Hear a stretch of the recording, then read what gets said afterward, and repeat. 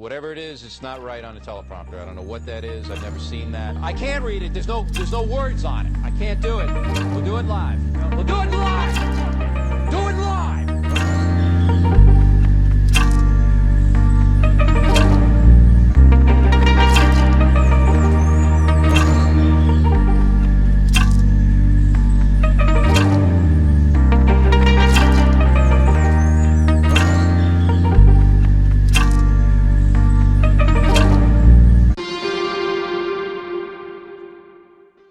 Got it. Welcome to the podcast. If I sound like I have bad audio, it's because that's true.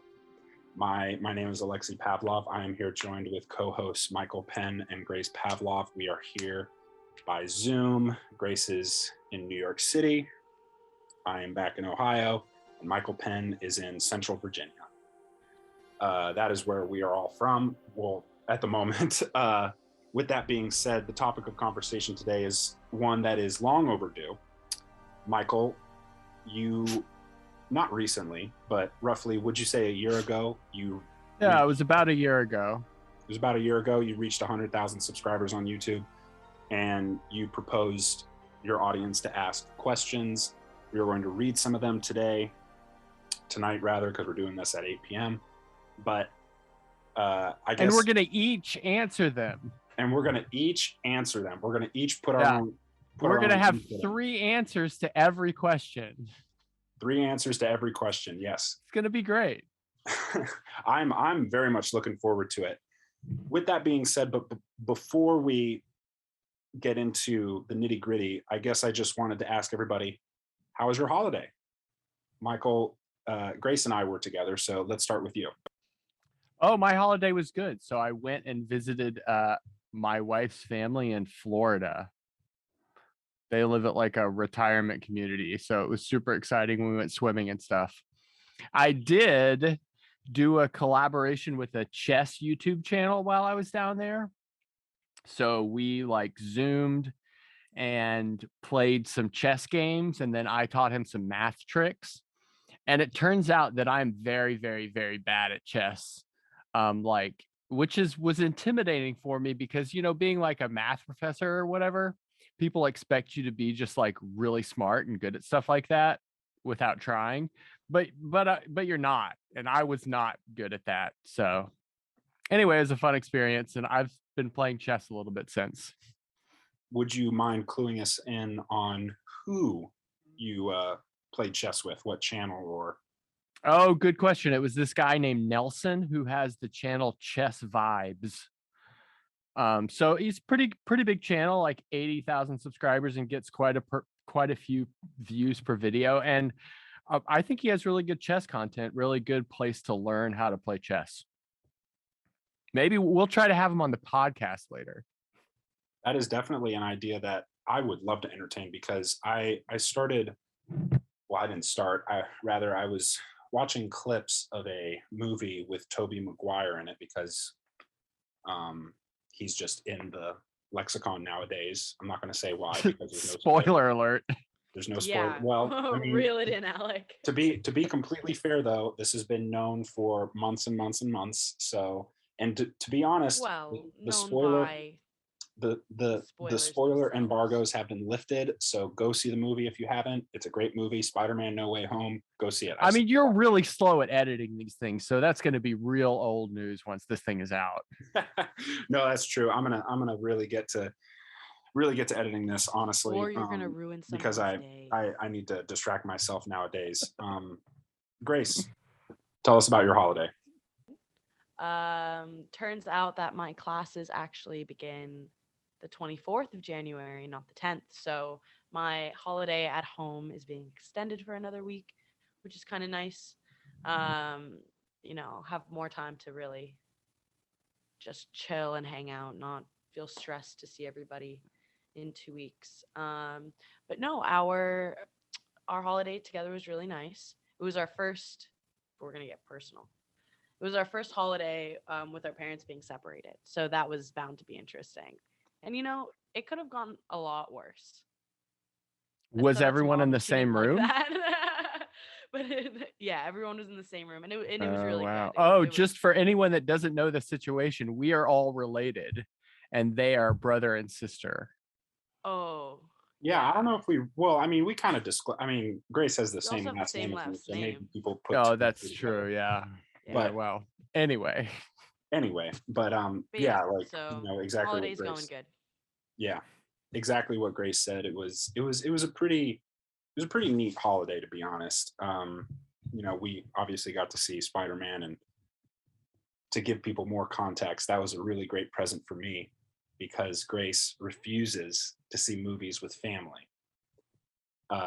And I would like Grace to kind of give her explanation as to why she's been so uh, I don't know what the right word is, but you don't really like that idea, Grace. Like, can you kind of Yeah. Okay. So I can't offer an explanation because there's no particular reason. I think there's just some things that really like they just rub you the wrong way. And I don't know. There must have been something that happened growing up that just made me really not like movies with family in particular. So there's really no explanation for it. It's just I don't know. I don't know. There's really no explanation. well, I mean, I do have I to. feel like there is an explanation, but maybe we haven't rooted it out yet. Of course. I think there is too, but I guess we'll kind of dig deeper into that once we get more episodes under our belt. But um, yeah, I mean, it was really and again, like to clue people in a little bit more, it was a really good holiday for me because I recently got robbed. My ex roommate decided to leave early, but not only leave early, he stole two TVs, most of my well, I should say most because he left a few razors. He stole all of my shaving equipment, stole my groceries, like stole my coffee table, my there was like a little side table that had a lamp on it. And Grace, you were actually there when I bought that from Walmart. It's gone. So my apartment is pretty excuse me, is pretty bare at the moment. And just with everything that this year has brought, it was really nice to kind of put a bookend on it as a solid family get together. So I was very pleased with that.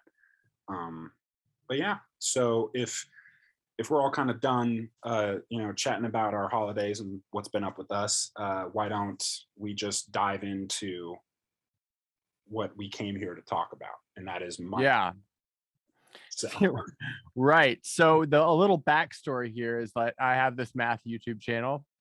I mean, it's likely that the only people that are not us that are listening to this are coming from that math YouTube channel at this point.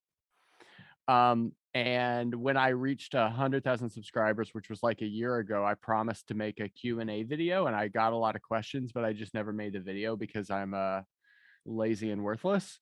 So I thought that it would be funny, like now that it's been an entire year, to like go through the questions and answer them with YouTube. Seemed like a fun game. and how close are you to 200,000?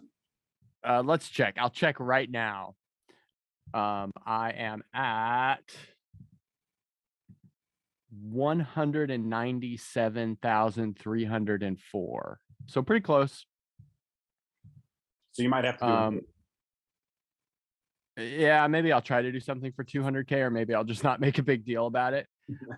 Maybe I'll do something for like 218. No, 250,000. That's a quarter of a mil. No, yeah, but like I'm thinking like 271,800 because that's like a multiple of the mathematical constant E, but that is going to be a while.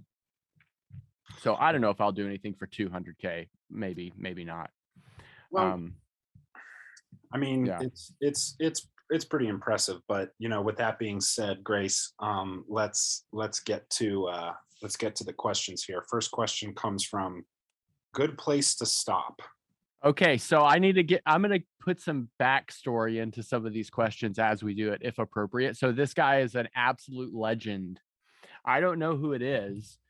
I do know that this person is from France, and they comment on every video with a tag to the timestamp where I say the phrase "good place to stop."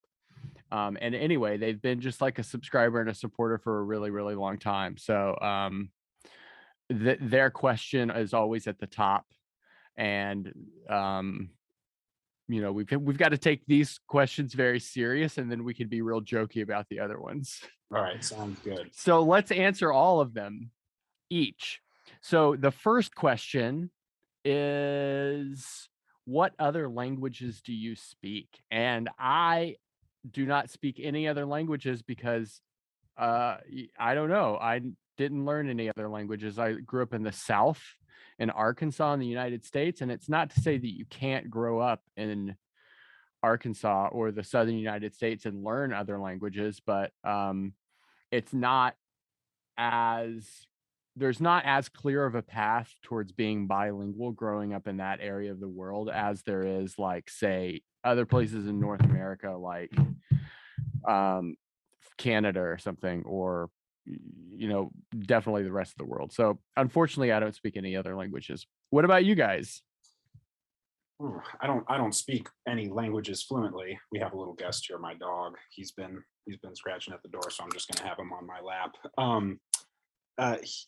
I don't speak any other languages fluently. However, I do know key words and phrases from like other languages, say like Swahili. I took Swahili my first and second semester at OWU.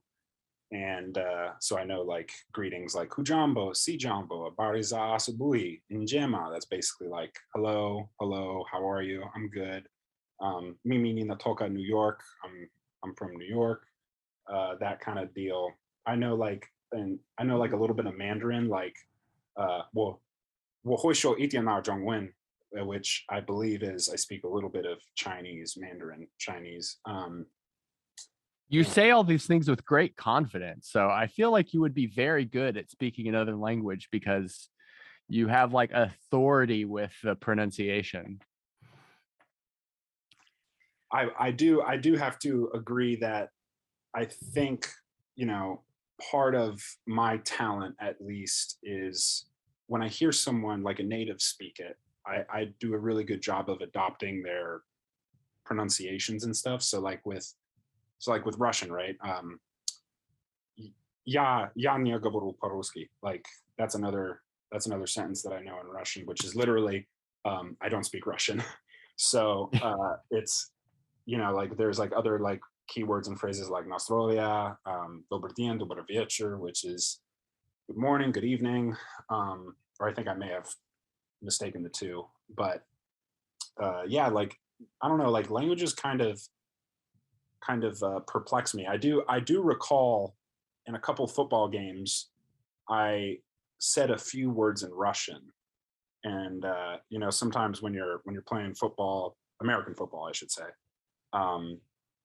you have to make calls out on the line of scrimmage, or when you see something, you have to let people know. And sometimes I would just make dummy calls, like I would say izquierda, derecha, which is literally left and right. Like to fake them out or something. Exactly. Yeah. It's left and right in Spanish. So whenever I would say something like suchka, which is bitch in Russian, I also know like soldat, which is soldier, I believe. And I knew like a couple other like words and phrases, like I'm a badass back in the day, but I've forgotten all that. And honestly, like, for people, well, it's easy to forget when it's not like true. Right. Yeah, exactly. Right. Just kidding. I've yeah, I guess, yeah, I don't speak any other languages fluently is basically the short answer to that. Grace, do you have you like live in a different country, so it's like, I don't know. An English speaking country. Yeah. I wonder, but there's always that, like, I don't know, I guess it's kind of a running joke that like sometimes you still can't understand what Irishmen and Irish women say. So I guess I'm just curious, Grace, is there like a slang or Have you had trouble like talking to people before? Oh, that's a good question. I'm kind of obsessed with British slang. So have Well, you? this is the thing. I go to school in Northern Ireland, so the Brit British people aren't really there. Or they aren't the vast majority, I think. I hope I'm not being politically correct. Um, I hope So I'm even being though Northern politically Ireland is correct. part of Britain, is it like culturally Irish in Northern Ireland? I would say so. Again, I also am a little timid to speak on what I think to be Belfast, just because it's my perspective as an American coming in and not knowing a lot of context and stuff. Right. So I'm gonna tread lightly with my words because I don't, want things to be misconstrued. And But no, also, yeah, to be sometimes the fair, you've been there accents during can the be very, pandemic, so it's been hard to. yeah. They Yeah. What I have picked up is that there's a lot of, from county to county, the accents change, the accents differ, and people from there can tell the difference very, very fast. Um, and sometimes, yes, there's some accents that can be pretty thick, but overall, I can't really tell the difference between like a Belfast accent and a Dublin accent. My ear is just not trained for that. But in terms of like me speaking languages, I have taken Spanish for like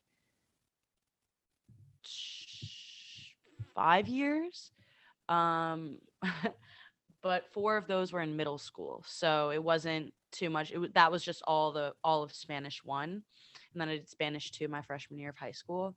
And then when I transferred high schools, my new school didn't have Spanish there, so I stopped taking languages and didn't just pick up Spanish again till this past semester, where our university offers language classes for students on top of your degree. It's not your degree pathway, but you can just take them as sort of like an extracurricular kind of thing. So I paid like £20 for a semester worth of Spanish classes. They're like 2 hours a week.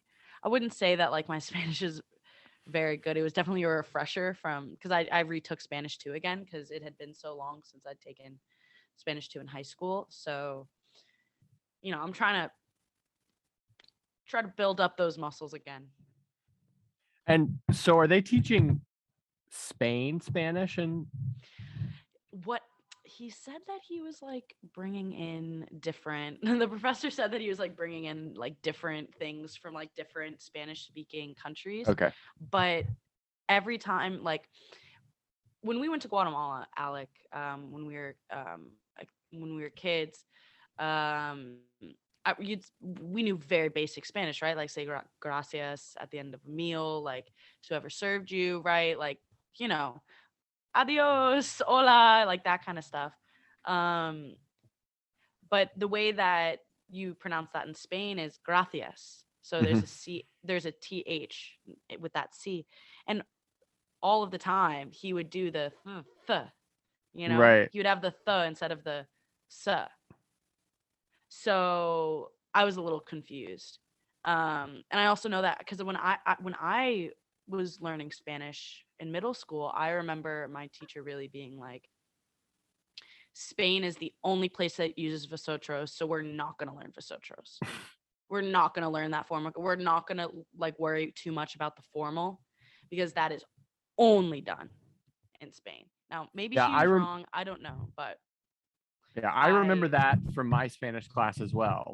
They drilled that into me. yeah, exactly, right? Like it was so much of a big deal. And so then this guy is just only really doing the Spain version Right. or dialect. Like it was definitely a little difficult. But yeah. Yeah.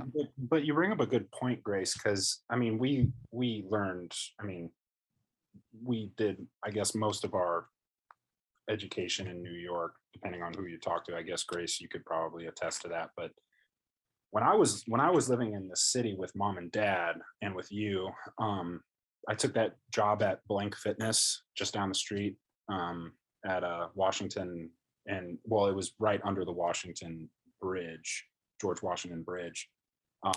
And I remember I was the only employee that didn't speak Spanish. And I think a lot of the Spaniard kind of dialect and whatnot, I think there's some truth to the fact that they only say certain phrases in Spain. When you're living in New York, you have Dominicans, you have people from Costa Rica, Mexico, and just all over South America. You know, it was a surprise to a lot of people in high school when we learned about you know, who or rather, you know, what state has the most immigrants. New York is like number 2 or number 3, because it's the land of opportunity, liberty. You know what I mean?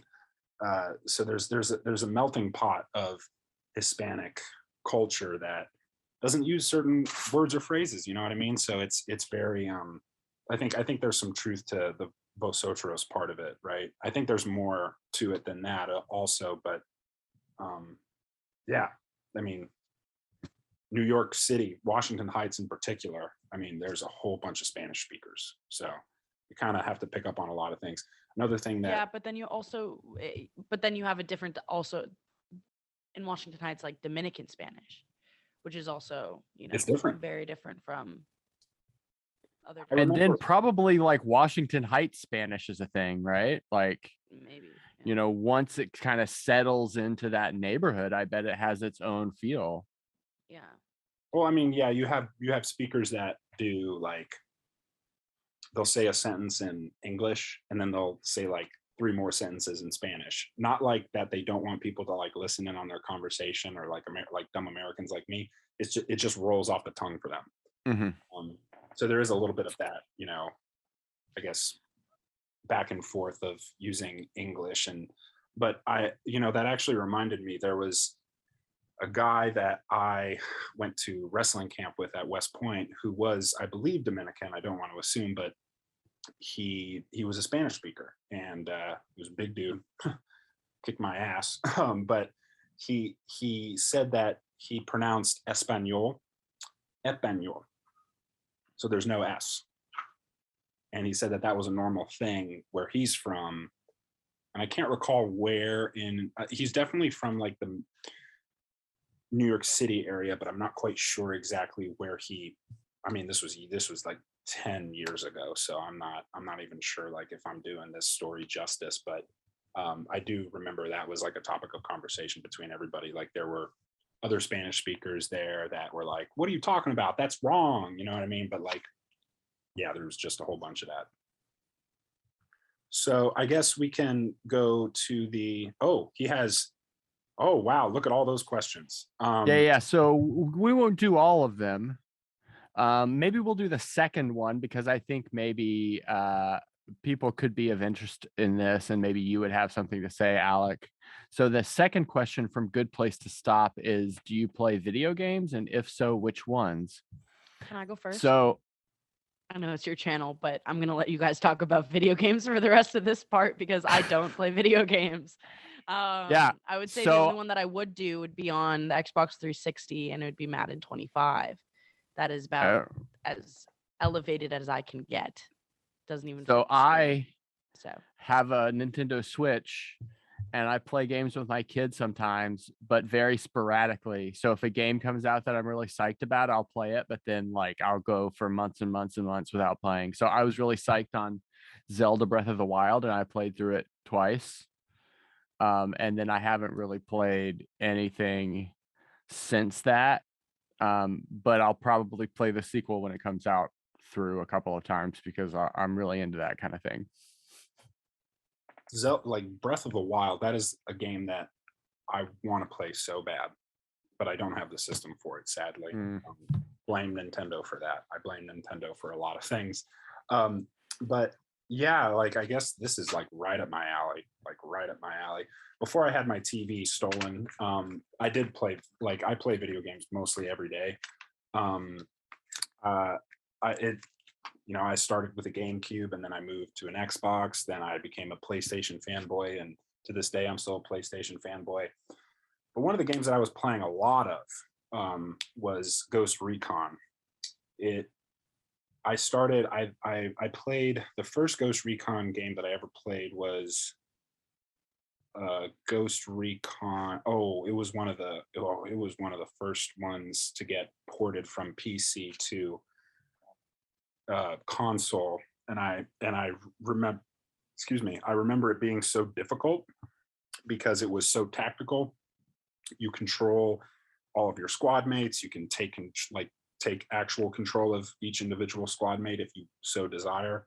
But it's basically based off of Tom Clancy's novels. You know, there's Jack Reacher. That was, I believe, a very good novel that's been made into shows and movies, and like a bunch of other stuff that Tom Clancy has written about. But the game that I was playing specifically was Ghost Recon Breakpoint, and when it came out, it was such a terrible game. It was awful, god awful, because it didn't have a lot of the advertised functions on it. Now it has since added like a conquest mode. It's had like 3 or 4 DLCs also added onto that. There's the ability to customize your squad, customize your character. You play this character called Nomad, who's in charge of like a squad of 3 additional ghosts. And basically what you do is you have a target, you go to that target, and you figure out what's the best way to either capture or eliminate that target. Sometimes you have to take a car away, or you have to actually like shoot someone in the head. But yeah, like that was one of the games that I was playing a lot of. I'm also just a regular fan of FPS shooters, first person shooters. I could talk about this all day, so I'm not really going to continue going on this because Okay, so let's answer one more of Good Place to Stop's question. How about this? What were your main fears, Michael, in starting this channel? And alternatively, what hopes do you have going into 2022? Oh, This channel? cool. I was wanting to answer the second one, but I think they could go hand in hand, and we can talk about both of them. So for my math channel, I didn't really have any fears because I didn't think anyone was going to watch. So it wasn't really scary at all. And then no one did watch for a long time. Videos got like 1 view or something. And by the time videos got started getting lots of views, I kind of knew what was going on, so it wasn't a real big deal. What do I have in mind for the channel in the upcoming year? Well, I have a Patreon, but I'm gonna like sort of more officially launch it and use it to fund interns, like student interns, to work with me, like sort of behind the scenes and in front of the scenes. So I think it could be pretty interesting. I have some cool ideas like involving like not only like having students help me, but hopefully like giving them an opportunity to like get paid to learn about math while creating something. Could you Now, elaborate on what Patreon is? Sorry, I'm not familiar. oh, so yeah, you're not in the creator space. So Yeah, no, Patreon not is at all. a subscription service where you can subscribe to a given creator. So like someone who's creating YouTube content, or like maybe someone who's creating music, or someone who's creating a podcast or something like that. So I have one, and so the creators make different tiers. So there's like a low tier, which is like $1 or $2, up to like whatever. I only have a single tier, which is $2. And, I don't know, 30 or 40 people subscribe to me monthly for $2 just to quote unquote support the stuff that I'm doing on YouTube. But that I haven't told anyone about it on the channel. They just found it on their own volition. So I think if I push it a little more and give this kind of tangible benefit of, helping give like students cool jobs while they're in college, and a good experience, I think that maybe it could be a little more successful. Have you thought of isn't there like a YouTube like function that you can also use that's Yeah, like your YouTube Patreon? memberships.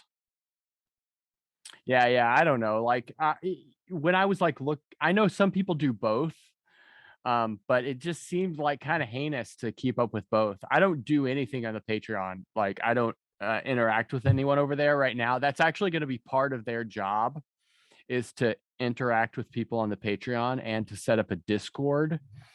We're getting really into the weeds here, and interact with people on the Discord. And then if anything really interesting is happening in the discussions on the Patreon or the Discord, like they're going to bring it to me. That's going to be part of their job, is to do that. And then they're also going to find cool problems for me to solve and make like kind of videos that have like some sort of story component of them like looking for the problems and then me solving them, and then them doing a debrief of anything that I did that was like confusing in the solution or whatever, just like for a little storyline in the problem. And this isn't every video, this is like one every 2 weeks or something, and I post every day, so it's like not a lot of the videos on the channel, but I think it'll really kind of up sort of the quality for those, and just give something a little bit more interesting and new that no one in the math space is doing. No one's like doing anything with like other people or whatever. You know, I don't know why this just came to my head, but it reminds me of like, the movie Good Will Hunting, right? Like where Mm-hmm. the professor puts that problem up on the board in the hallway, and like everyone does their best to like solve the problem. And I guess that's another caveat question. Have you tried to solve that problem before? Yeah, it's not very hard. Oh, Yeah, it's like classifying all graphs with 10 it's not really that complicated or whatever. There are YouTube videos doing it and they explain it in like 10 minutes. It just looks crazy, right? But I mean, without any context, you can make anything look crazy, right? Like the board behind me right now, there's no video component of this, so you guys can't see it. But the board behind me looks crazy. But if you know anything about like this part of math, it's like super straightforward, right? It's just like decoding the language. yeah. I think what I'm seeing behind you is just straight gibberish. Like I don't. Yeah. But I mean, like I could tell you that's the hardest problem in the world, and I just solved it, and you'd be like, oh, cool. Right? Because you don't know what the symbols mean, right? If you don't know what the symbols mean, it like you can dress anything up. Can I ask you a question, Michael? Yes. Now, this is something that I've been jealous of you for a very long time, because growing up in the suburbs, we had a trampoline in our backyard. And I remember you coming to visit, you'd love to show off on that trampoline, all your cool tricks and stuff. Yeah. We had that trampoline for like 10 years, and I could never learn how to do a backflip or flip, let alone a front flip. So one of your subscribers also asked this question. Yeah, I know. This question was asked in the to do a backflip. Yeah, this question was asked in the 50K Q&A as well, which I did in a more timely manner, by the way. And I didn't answer it there because I don't know, like, how did I learn how to do a backflip? Well, I was like 8 years old. Maybe you just have the skill set already, No, I was like 8 years old and I had a coach, right? And they like picked me up and flipped me through the air like 25 times until I knew what was going on. There's a TikTok that's out there. Right now. That's kind of what you have to do, right? It's best to have someone like spotting you. So you like jump up and back and then they tap your butt to flip you over. Right? And when it's a kid, when it's like an 8-year-old and it's an adult spotting them, that's not a big deal, right? But if it's two adults, then it gets kind of hairy, right? Why didn't you teach me how to land a backflip when you came to visit then? I don't know. Did you show interest? Probably. She did not. I just sat there in shame of myself. I kind of stayed clear. Honestly, big men like me, doing flips does not jive well with gravity at all. So, and So that's I want to hear you guys. What did you guys have any fears about starting this little project that we're doing together based off of this question from Good Place? Grace. Do you want to go first, or? Fears. All right. Well then, I did. It's always I think, I don't know, terrifying might be a little bit of a big word to use, but it's always a little scary to put yourself out there, and especially the first episode that we put out on the YouTube channel. Obviously, it wasn't our best, um, and I've done podcasts before with my newspaper about football and stuff with things that I'm familiar with. Just doing straight banter. I actually started my own podcast in 2020. I never really kept up with it. I had like 13 episodes. And it wasn't good. Sometimes like, yeah, I didn't really think it through a lot. But like with like something like this, I've always wanted to have conversations and bounce ideas off of other people. And I think this kind of format really like complements that idea. So I really enjoyed the idea of, talking with family. I mean, Uncle Michael, Grace, you're my sister. Like it just makes me feel comfortable. Before I was talking to people that I haven't spoke to in years, or that like said they wanted to be a part of it, and then when they were a part of it, they weren't the characters that I know that they could be. Because it's all like, even when I'm out in the field, right? When I record someone on like a recorder, it terrifies people.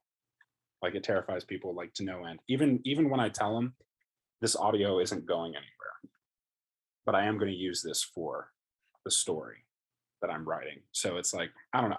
I was kind of mixed, but overall I was more excited than I was scared. So if that answers the question, Grace, go right ahead.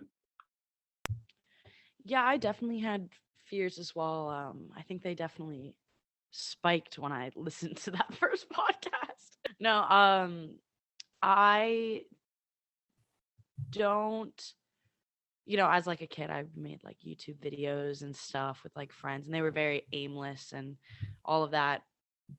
I always imagined what it would be like for me to be or have a public platform, more than just like having an account.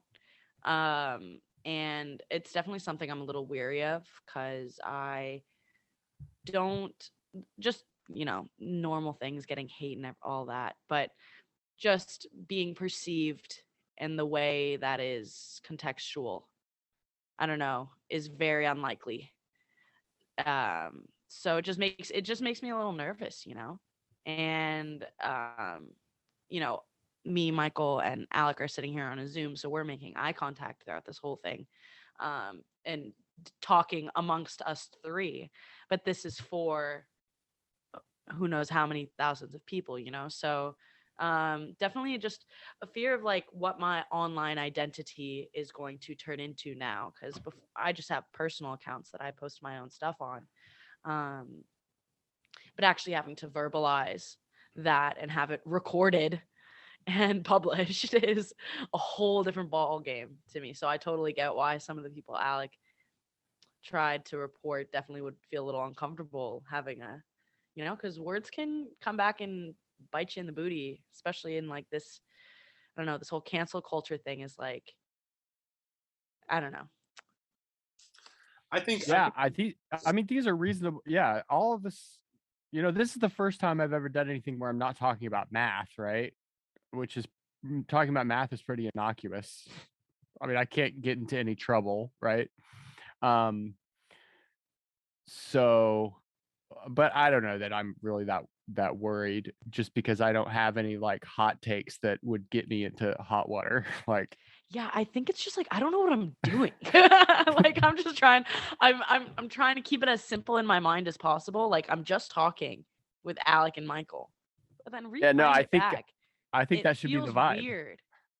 What? I think that's how it should be looked at, right? Yeah. I mean, and I mean, if you don't, I guess, but then again, that's the way we're speaking, or this is us speaking and interacting with one another. But what the product of this is going to be is other people listening to us, Sure. from that outside. So it's just I don't know, in the metaphysical sense, it's very like estranged, Well, I think as a journalist, right? Like I always see stories of like people that I always have to mention that I'm a journalist because I always have to tell people I'm a journalist whenever I'm out in public. Even though you were just talking about the other day about how you don't like considering yourself a journalist. I don't, but like the law is I have to identify myself as one. Like I have to. Not to us. Not to you, but like but you didn't have to say that right then. I didn't have to. You're right. Show off. But I will. I mean, being a journalist, honestly, being a writer in America is one of the most thankless jobs ever. So it's really not that impressive. But I will say that I always see stories of like celebrities or Joe Rogan, for example. I listen to the Joe Rogan podcast. I don't consider him my doctor. I don't consider him my therapist. But some of the stuff that people have said about Joe Rogan is that, like, with the audience that he has the biggest audience for podcasts in the world. He should take his words a little bit more carefully. But to be honest, his whole podcast has been based off of the fact that, and this is his words, not mine, he's an idiot. He considers himself an idiot. He's very upfront about that. He knows a lot of things. And I think sometimes he backs it up, sometimes he doesn't. But, that fear is definitely real, that something can come back to bite you. Yeah. Let's move on though. Let's move on to another question. So yeah. I'm looking at this Angara Duta Medica. But this is one only I can answer. Yeah, you're right. It's about lecturing and stuff like that. But do you have any like? What's your advice? I have. Okay, so the question is, as a lecturer in the university, so I'm a professor at a small liberal arts college. It's like kind of a subtle difference, but kind of a meaningful one because my classes are small and it's like meant to be sort of a more one-on-one type of role. What's my advice for mathematics teachers or lecturers? I would just say, like, have empathy for your students and try to meet them where they are and believe that they can succeed. That would be my advice. Do you find that some professors don't? Well, I think, some professors do not believe that their students can succeed. Like, I think that everyone could learn math. I think that society is like trained people to think that math is scary or like, oh, I'm not good at math. It's like it's totally acceptable to say, oh, I'm like not good at math. It's bad or something. But no, I believe that. I don't know. I just believe that that it's attainable to everyone. What was you were selling a shirt and it had a very clever saying on it. It was like, all right, that's a good place to stop. Is that the same as your? Yeah, that's the guy. Yeah, that's because I say it at the end of every video. You haven't watched my videos to the end? Yes, I got like 1,300 videos that I end with. That's a good place to stop. Yeah, and but I liked it in a sense because like you were talking about, I don't like math, even though I have to use math, like I did today on a wrestling story. But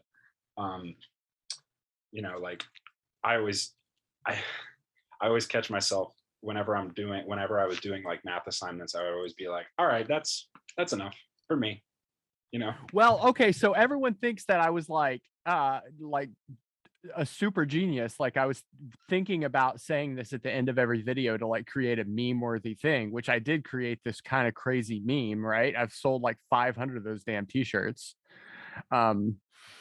Which is awesome, right?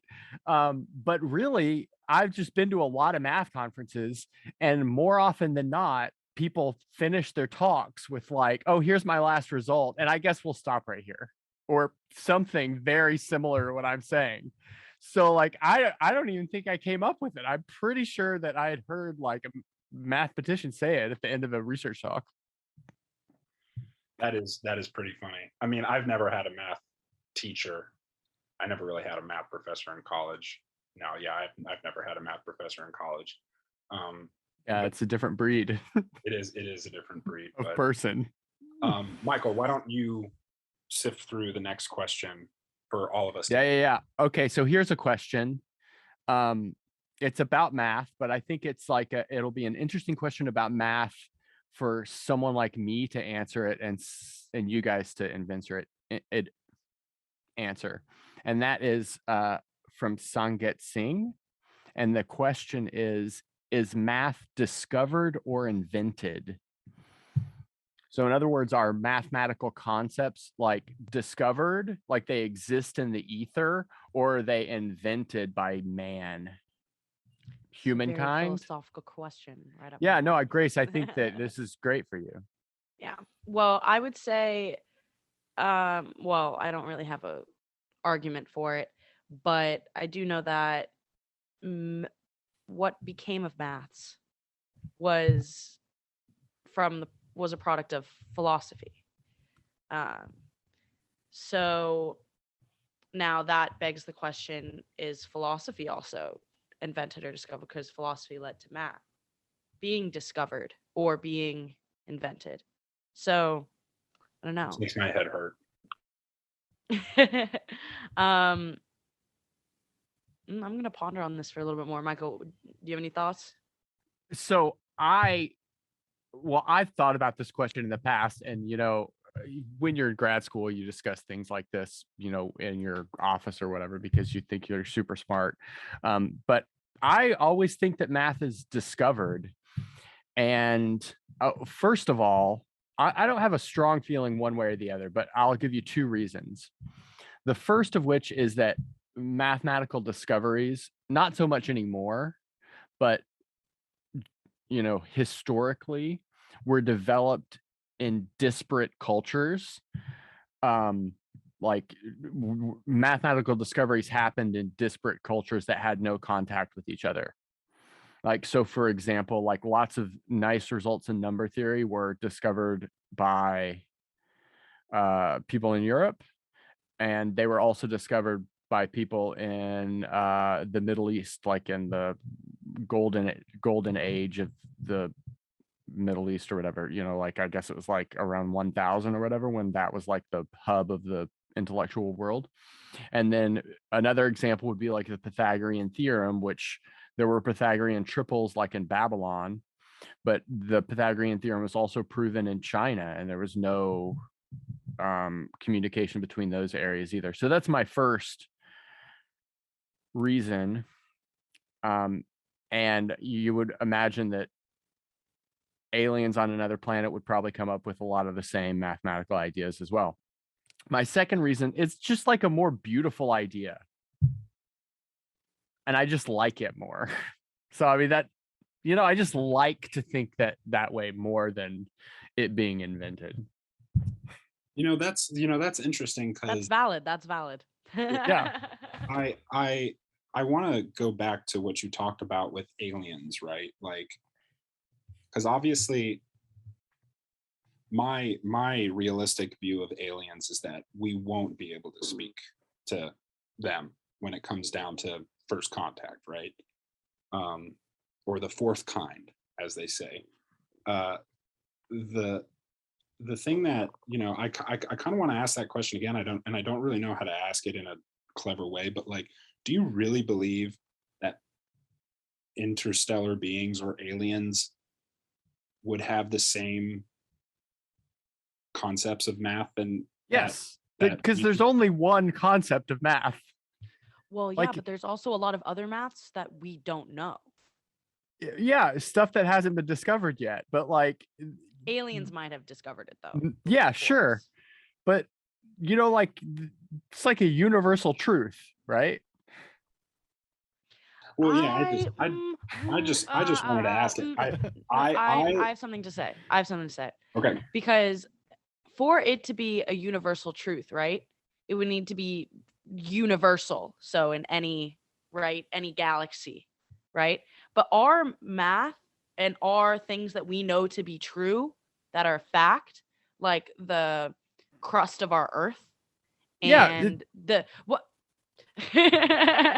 and the Pythagorean theorem and all of that stuff, that all relies upon our ecosystem as our planet Earth and our position in the universe. So I think that there is the another Pythagorean theorem galaxy- does not. Well, but I think that there is It does not depend on anything like that. Let me finish. It's just true. There is another galaxy out there that doesn't have the same basis of life I mean, okay, so like you would that need requires a different setup. you would need curved you would need like a very curved space for the Pythagorean theorem not to hold. The Pythagorean theorem holds. It's just like 1 + 1 is 2 everywhere, I don't know how you can be so right? confident in that, because we don't know shit about space, bro. We think we know so much squadoodle about space, but we really have no fucking clue. And I Okay. appreciate the passion, but I really and I agree. Like, in our world, yes, it may have been discovered for our universe as humans, but I don't think. So what about it's something like transferable. prime numbers? Prime numbers, like Yeah, because that's only true because we define prime numbers as such no, and such. But what if other there's people? like only one way to define. No, I'm not talking about the word prime.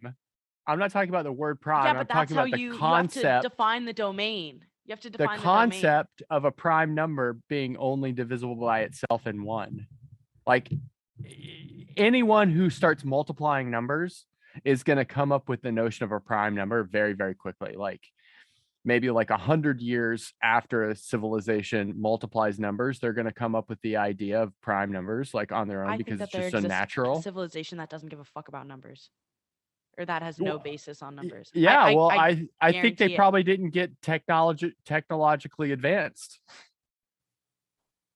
I would like to We'll budget. see No, about that. I think you might. Yeah, I think you might be right, but I think that in order to get technologically advanced, they have to go through stuff like that. Just like they have to ponder like the deepness of what is their existence mean, right? And there's like no real answer to that, right? But philosophers do stuff like that. I think these are hurdles like mathematics, pondering the existent, like the implications of your existence. These are hurdles towards being like a formed society, and being a formed society is like required to like have these technological type developments.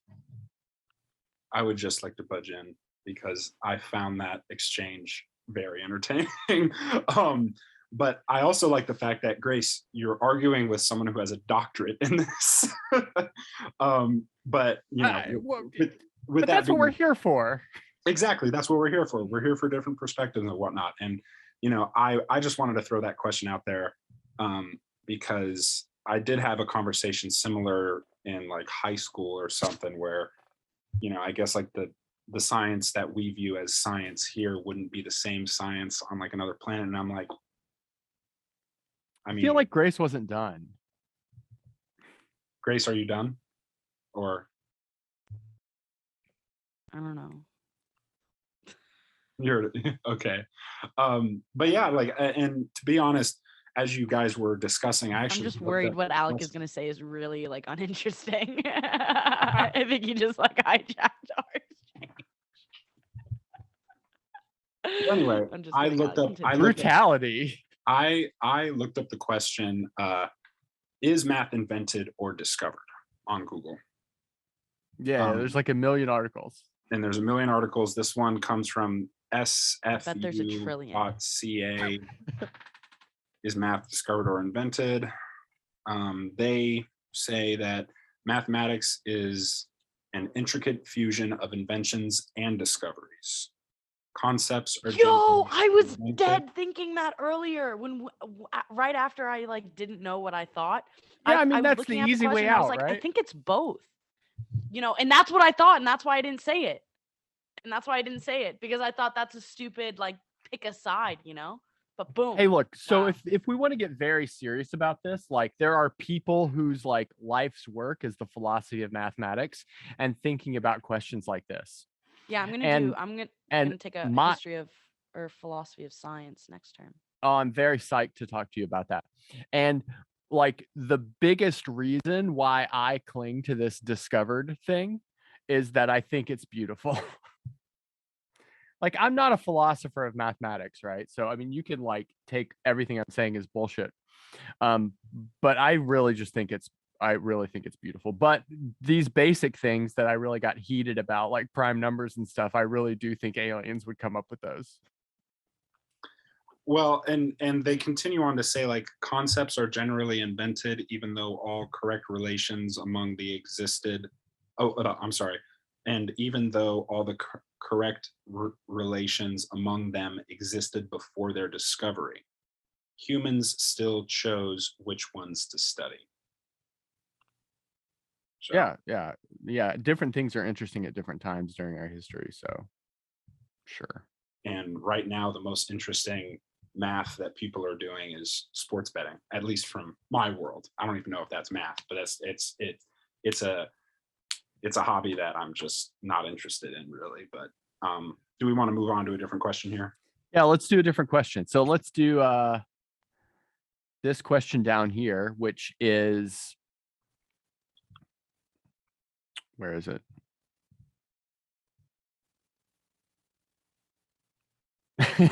I will edit this part out. Yeah, no. I mean, we could. It's something like, "What's my favorite class to teach?" And I thought you guys could answer, "What's your favorite class to take that you've taken?" I think my favorite class to teach is, well, it's fresh in my mind because I taught number theory this last fall, and I had a really great time teaching it, and I was very sad when it was over. And I think recency bias is having me say that number theory is my favorite class to teach right now. And yeah, so what about you guys? So what's your favorite classes that you took in university and why? I guess I mean, I don't want to cut you off, Grace, if you had something burning to say. Sure. Yeah. Anyway, but I guess the most interesting class that I took, I mean, it was a hard class, but I liked it. Was media law. Um, it I learned a lot about, like when I mentioned before that I have to disclose myself as a journalist. That's like based on case law, Supreme Court case law. Um, and I really enjoyed the discoveries that Americans, well, United States citizens have made uh, in the realm of free speech. Like what is free speech? There was a time during the Vietnam War. I can't recall this case, or actually, I can recall it. I just don't know the name of it. But anyway, there was a student at this high school who burned an American flag.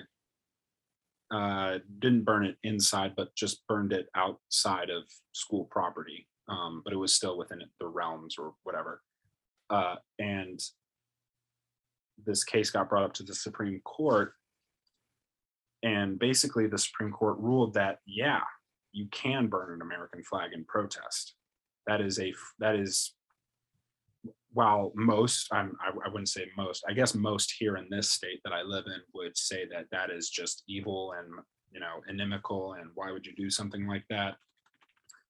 I think it's a form of protest. And when you look at those kinds of things, right, you have to take into account like time, manner, place. We talked a lot about Colin Kaepernick. And another caveat, my second favorite class that I took was free speech and philosophy, actually. We talked a lot about the philosophical implications of our free speech. And in that class, we were actually supposed to take the class alongside women who were in prison. Because the focus was, what are the philosophical implications of free speech in prison systems? We learned a lot about what books can't be read, what books get censored, what books, are just sent back from the prison saying like this would incite a riot when they really don't have any basis for that.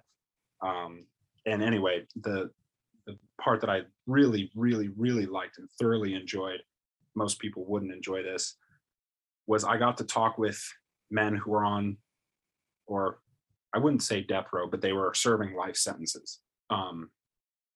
And we talked a lot about, there was a riot, and there's a famous riot that happened here in Ohio.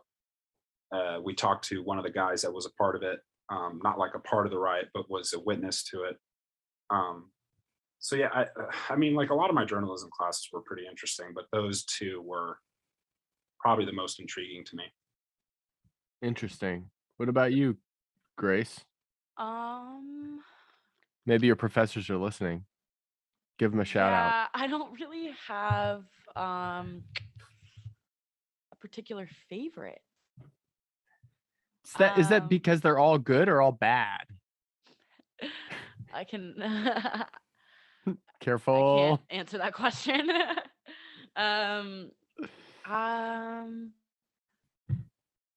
I would say probably I did philosophy and human nature first year, and I'd say that was probably the most interesting class because of the lecturer. Also, again,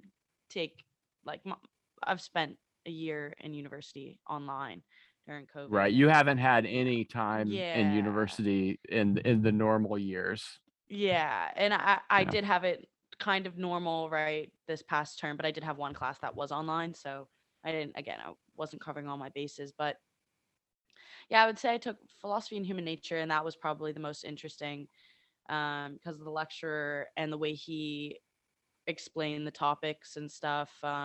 They're pretty basic, run of the mill philosophical debates, abortion, sex, do animals have minds, kind of like what is freedom, those very like run of the mill kind of topics. But he made it very interesting, and they are repeated themes throughout like the other class that I've taken. But I just particularly enjoyed that one because the lecturer, you can kind of see that he himself was aware of his own mental, which was a breath of fresh air.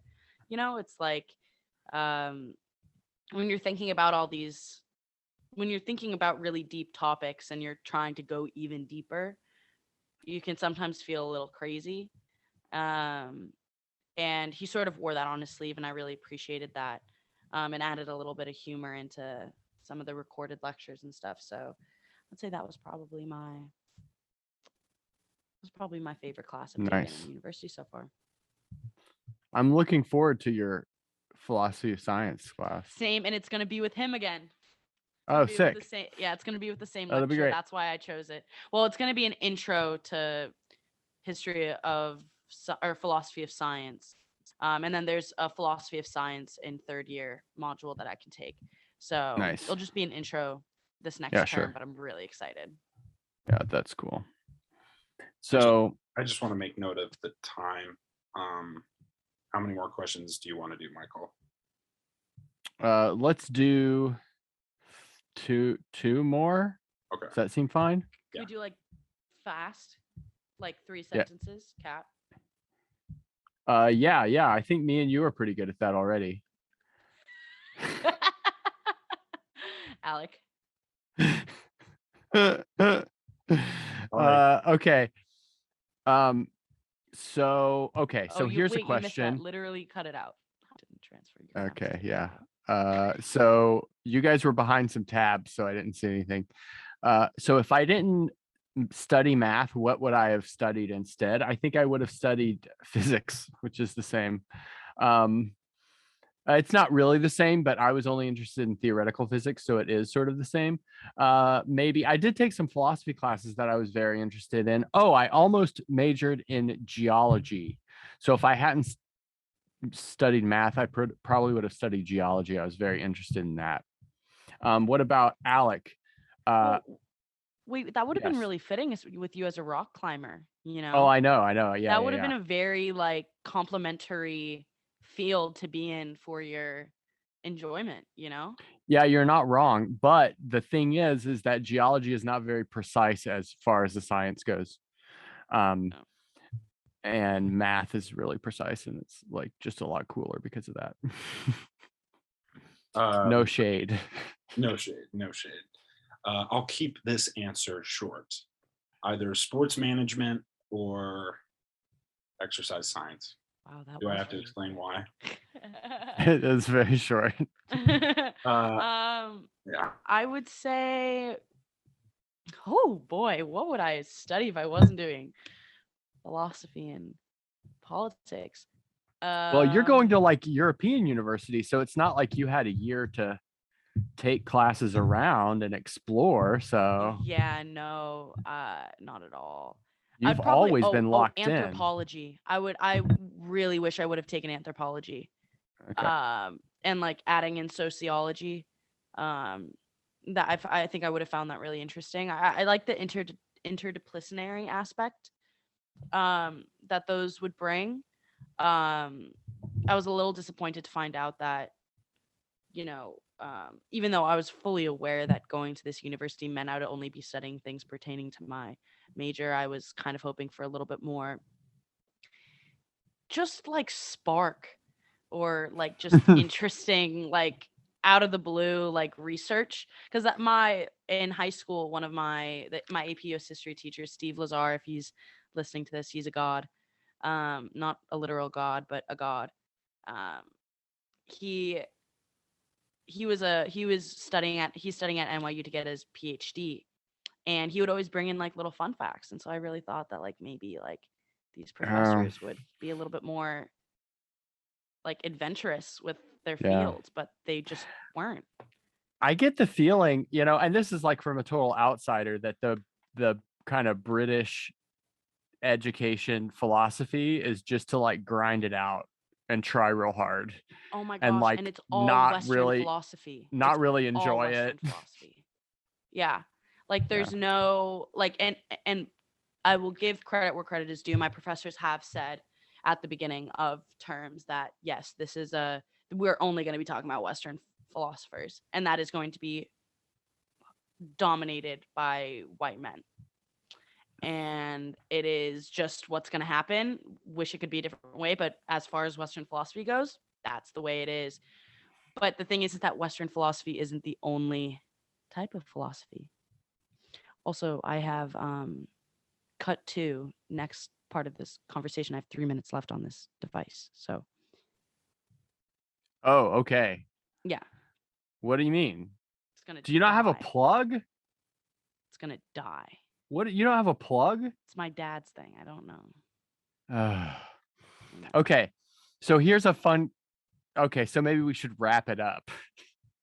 Well, no. Answer the question. I'll just I'll just end up getting out of the call. Yeah, but I mean, we got 2 more minutes stuff. now. Should I go run and get a no? Yes, you should go run and get a plug. Go get the charger, and Michael will say the next question, and we'll clue you in on what that is when you get back.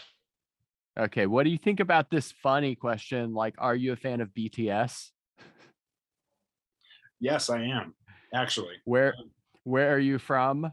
And who is your favorite mathematician? But we can just do like respective thing. How about we do that one and then we're done?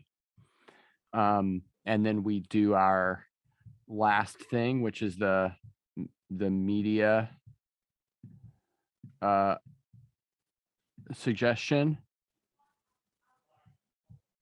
And then what do you mean by media suggestion? Like, for example, I'm gonna suggest this awesome indie rock band from Portland called Typhoon. Oh, okay. Like that. Okay, there you go. Like lighthearted. You can be like, go see Spider-Man. I watched the Matrix movie. The new one? Yeah. Is it? I'm a sucker. I enjoy everything. Like I recognize that there are issues with this and it's maybe not very good, but I don't care. I just liked it. I'll be honest. I tried watching it and I couldn't stay awake. But then again, I should probably watch it like in a nice setting. Did you get a plug? Oh, she's putting in her Sorry, headphones. I just realized I was unmuted. Yeah. It doesn't matter. That's fine. But Michael, what was the question again? No, once you get far enough away, that's not going to pick up anything because of the type of microphone it is. Gotcha. Okay. Yeah, it's plugged in. Okay. So the question, it's a quick 3-parter. And the first part is, are you a fan of BTS? And I'm going to say no because I'm old and I only vaguely know who that is even. You guys go. I like BTS because What is BTS? They're like a K-pop group. I know that much. Okay, I wasn't sure. I was gonna say Backstreet Boys, but that's like just not what that spells out. No, I think you're older than I am. But yeah, I know of BTS. It's not that I like I mean, they're on songs that like they're featured on, and there's like a few characters that are featured on a few songs, so I like them. Okay, and then where am I from? Okay, so I grew up in Arkansas. That is sort of what I call my homeland, although I've lived in a lot of different places. Right now I live in Virginia. Well, you guys? We were both born in Seattle, grew up in New York State. Alec went to school in Ohio. I go to school in Belfast, Northern Ireland. Who is my favorite mathematician? So I think last time in my 50K Q&A, I said maybe this wasn't my favorite, but someone I respected a lot was Emmy Noether because of like all the amazing advances she made during her time. I probably shouldn't go with that again, but I don't have anyone off the top of my head that I can think of. So maybe we'll go with that again. I'll do a cop out. So maybe who is your favorite journalist, Aleksei? Sherman. Oh, I'm sorry, not Sherman Aleksei. But he does make some good books. Rather write some good books. Ernest Hemingway might be one of my favorite journalists. He's obviously more of like a novelist kind of deal, Right. but he started out as a journalist. That's how he developed his style of writing. And I believe he has one of my favorite quotes, which is, "Write drunk, edit sober." Ernest Hemingway was a big drinker. And when you're in journalism for a while, sometimes you can't help but have a bottle in your desk. I've done that before. So, but yeah, Ernest Hemingway. And I have to also remember Sebastian Junger.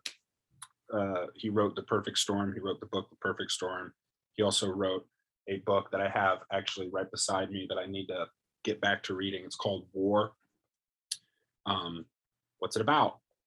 It's about the Iraq War, specifically. What is it good for? Absolutely nothing. Absolutely nothing. But he follows a platoon of soldiers in the army, specifically. I'm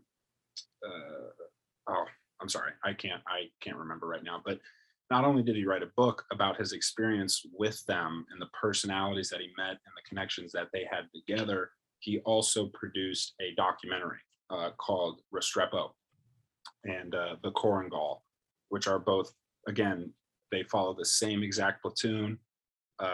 Both the two different documentaries have different styles, but they're basically the same story. Go watch either one of those. That might be my media recommendation: is go watch Restrepo or Korengal, because the Korengal Valley in Afghanistan, I believe, is one of the it's nicknamed Death Valley because everyone that goes there, there's a very high possibility that they might die. And he's like literally there on the ground with a camera. So he's one of my other favorite journalists. Sorry for making that long. So who's your favorite philosopher? I'm gonna answer who's my favorite politician. How about that? Or actually, Okay. I would say Lao Tse for philosopher. I think it just makes a whole bunch of sense. I'm very upset I'm not learning more about him through my university, but we move past. Favorite politician. Now, I don't think she's she may not technically be a politician, but for the sake of this question, I'm gonna consider her my answer. Michelle Obama. I think she is what was that face? Legend. Michael? Legend. Legend. Okay, I thought she Legend. meant like, nah, she's not a politician. No. I think she's just very grounded in her own character, at least her public character. You know, I'm only talking about what the optics show and the way she is presented herself in the media. I think she's just a bad bitch who does what she can. She has the power to do that. She knows her influence, she knows her powers, and uses them to do what she thinks is best. And like, despite all the haters, you know, she is a strong woman that nobody can really like take shit away from, you know?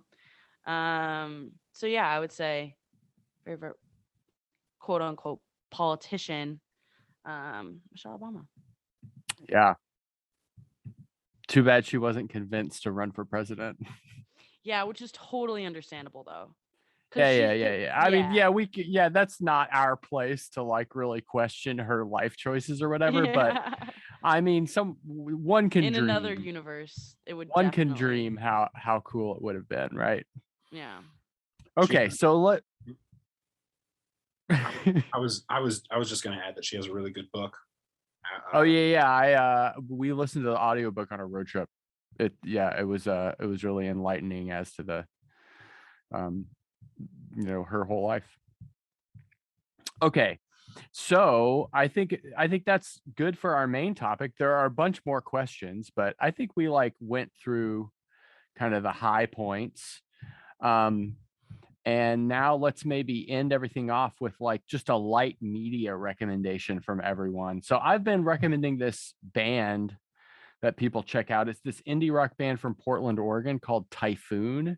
They had like this really good album several years ago called White Lighter. They've had albums since that are also quite good, but that album is like my favorite of theirs and sort of like a real standout. So if you guys are psyched about stuff like that, it's not too hard to find. So Typhoon.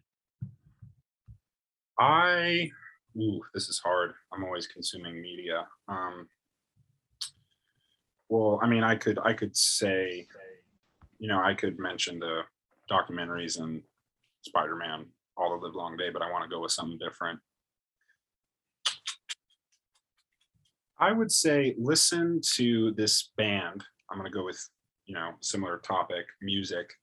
Listen to this band that unfortunately no longer is together, but each individual person is making their own music still.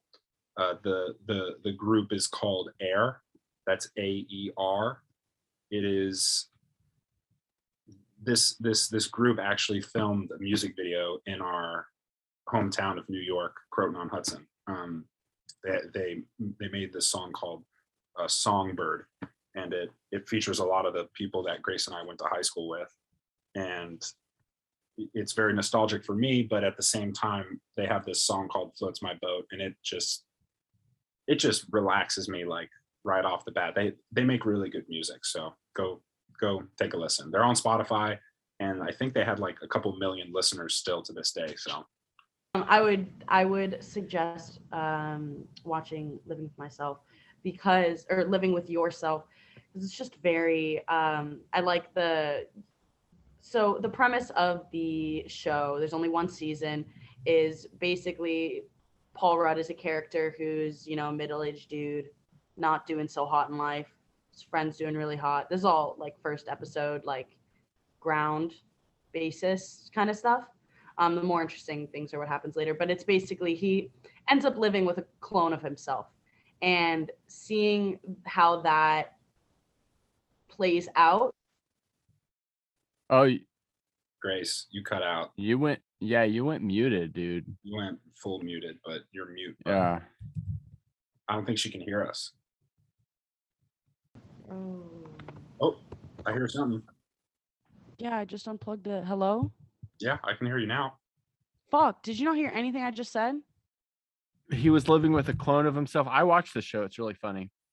Yeah. So it's basically just about Paul Rudd living with himself. And it's just interesting to see how that relationship plays out because they share the same they share the same memories, the same sort of like instincts, character, all of that for to an extent, but they aren't the same person, right? Like, because how are the other people around them going to identify this new guy? So, you know, without saying any more, I guess that's my meeting recommendation. Is there going to be a season 2? I can't think tell so. from the internet. I watched the first season as well, and I concur on this recommendation. It's good, and I mean Paul Rudd is fantastic, but it seems like the season 2 may not happen because it should have already been Are you looking it up? released. Yeah. Anyway, that's kind of neither here nor there. Well, anyway, those are our recommendations. We appreciate you listening. And of course, if you would like to support what we're doing here, I promise that we will evolve and I will get a new microphone. Yeah, give a like and subscribe on this video and post comments on any questions you have if you've made it this far. Yes, please interact with us. We want to have your interaction. Last time I tried to make like a closing out like statement, and I remember